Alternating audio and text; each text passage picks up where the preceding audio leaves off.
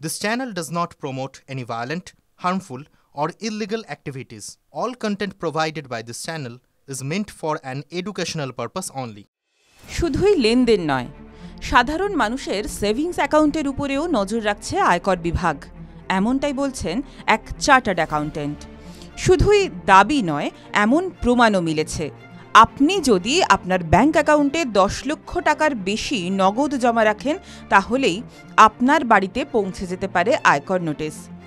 X হ্যান্ডেলে post করে chartered accountant Ruchita Bhagnani লেখেন যে সেভিংস অ্যাকাউন্ট সবসময় আয়কর বিভাগের স্ক্যানারে রয়েছে।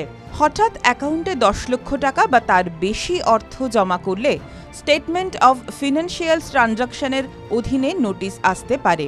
তিনি আরও জানিয়েছেন, কোনো অর্থবর্ষে যদি 1 কোটি টাকার বেশি টাকা তোলা হয়, তাহলেও ব্যাংক আয়কর বিভাগকে জানায়। যাদের আধার বা প্যান নম্বর নেই, সেক্ষেত্রে 20 লক্ষ টাকার বেশি লেনদেন করলেও আয়কর বিভাগের নজরে আসবেন।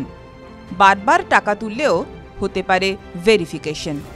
এছাড়াও যদি আনডিসক্লোজড অ্যাকাউন্ট থেকে টাকা আসে, তাহলেও আয়কর বিভাগের নজরে আসতে পারে বিষয়টি।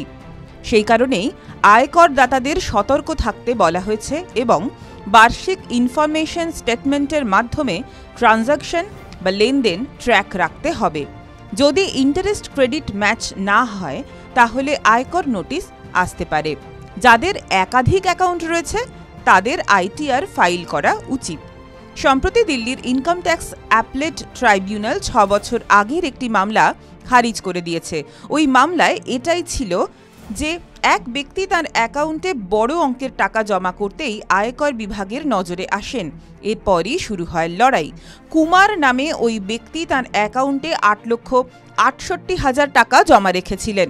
এরপরই তার কাছে আয়কর নোটিশ আসে।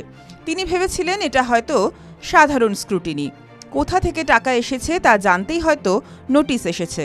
তবে অ্যাসেসিং অফিসার আয়কর আইনের অধীনে 44AD ধারায় মামলা করেন। এরপরই ওই ব্যক্তি কমিশনার অব ইনকাম ট্যাক্সে যান। সেখানে তার মামলা খারিজ করে দেওয়া হয়। এরপরই তিনি ইনকাম ট্যাক্স অ্যাপেলেট ট্রাইব্যুনালে মামলা করেন এবং শেষ পর্যন্ত জিতে যান। TV9 Bangla digital.